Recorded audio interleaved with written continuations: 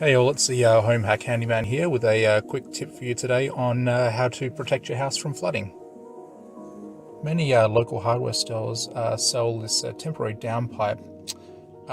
For example, this roll I bought in 25 meters. I got it from Bunnings and I paid about 15 bucks.